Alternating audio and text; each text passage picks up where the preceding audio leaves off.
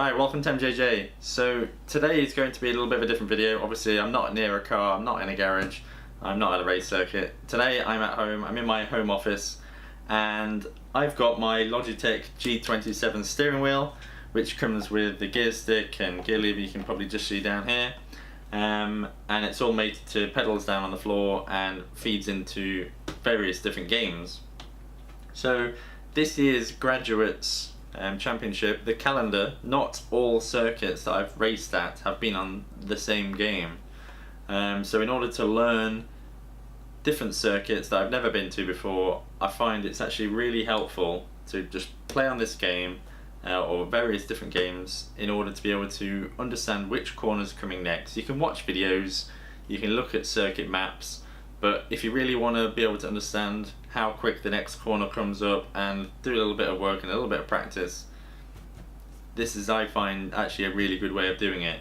You can obviously pay to use simulators that are out there, so there are companies whereby you can go, you can say I want to race on this circuit, and they give you a seat, potentially, probably a race seat with actuators that moves around as you're steering, but they're pretty expensive. I think this steering wheel was something like 300 quid a while ago.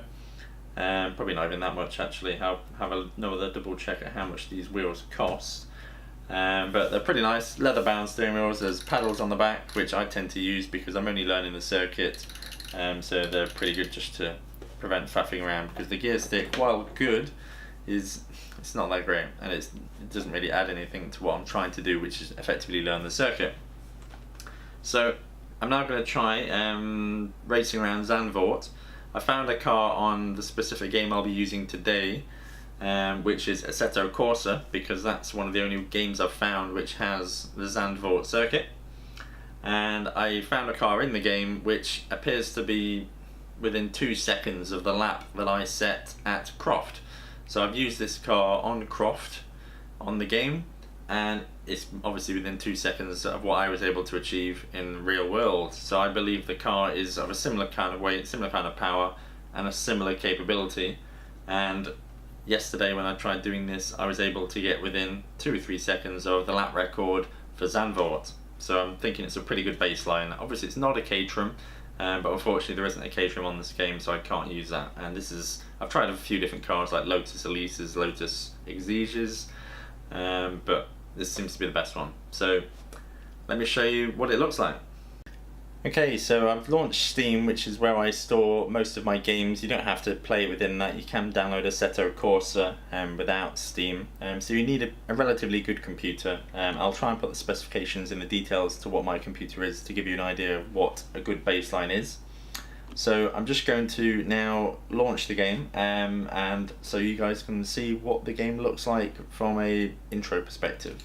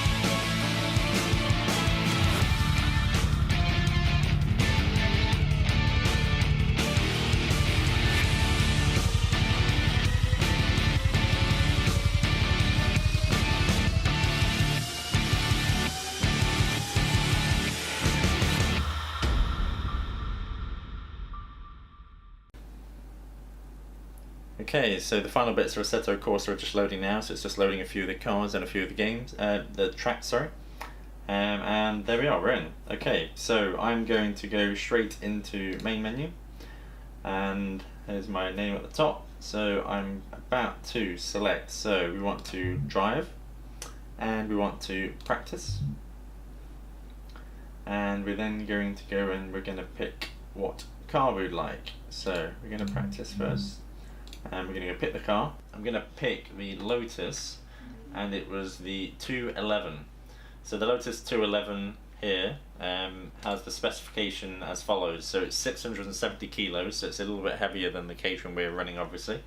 The power is 252 horsepower. While it's more powerful, this car is the best match to what we drive, obviously the Caterham Super Sport, the Caterham Sigmax.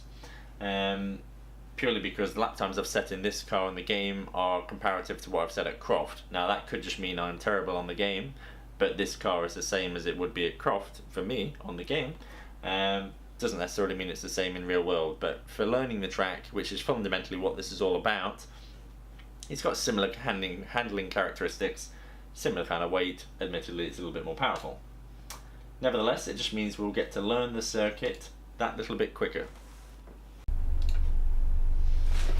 Okay, so we're back in the pits. We're now in the Lotus 211, so I'm just going to go set a quick warm-up lap. I'll do a couple of laps just so I can get refamiliarised with the car, and then we'll try setting a lap and see if we can get close to that 156.5 set by Neil Shinner here in August 2015. So I'm just going to do a couple of practice laps, and then I'll bring you guys on board and we can see what we can get.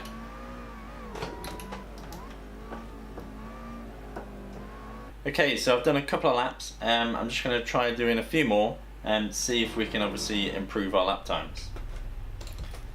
So the golden figure we're looking for is a 156.5 set by Neil, obviously.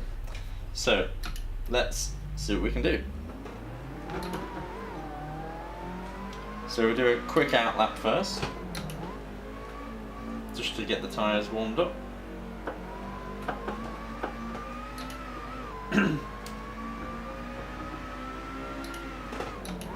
Nice heavy braking, straight lines, just to get the brakes warmed up.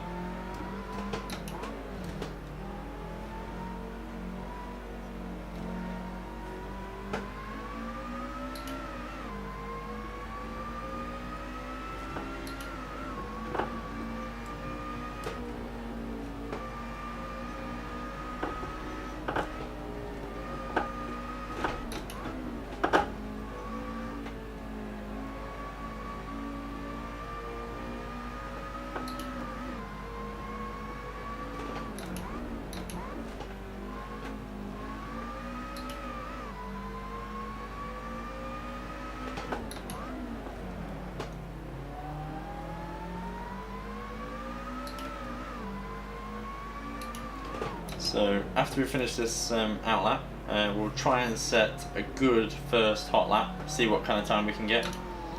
I've done a few laps of this already today, so I should be pretty good on pace. And I'll try and give you a talk through of what I'm doing and how obviously the car's reacting. If I can feel it oversteering, I'll try and tell you that, where I'm feeling it, and then we can see after we've been to Zandvoort obviously what it's like.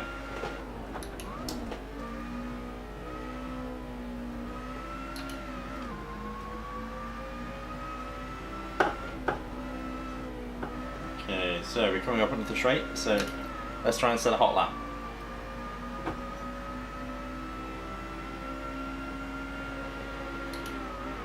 Okay, up into fifth. Brake car down to third, no, maybe second. Try and clip this apex on the right, ever so slightly. Touch the curb on the exit. Clip that curve down to second. Next curve. Oh, just a tiny bit of oversteer felt at the back then. Try and hold it as best we can. All the way out. Hard on the power, up into third. Up into fourth. Lift a little bit, just to aid the front turning in. Little lift again there. Down to third. Hold it nice and tight. Oh, okay, maybe not. A little bit of understeer, a little bit of oversteer, back on the power. This corner I've gone down to second, but I think in reality that's going to be a much faster corner than we're able to do in the game. Which should be interesting to see for sure. But at least now I know that corner and I know the characteristics of it on the game. I can be prepared for that when we obviously hit the circuit in anger in real life.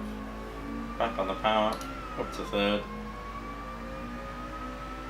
up to fourth, brake before the curbs on the left, brake 8. No, not too bad. Apex. Click the left.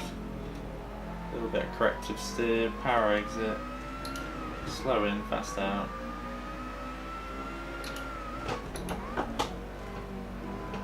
Don't go left too much because it's really easy to go up on the bank there. So we're looking for a 156.5 or better.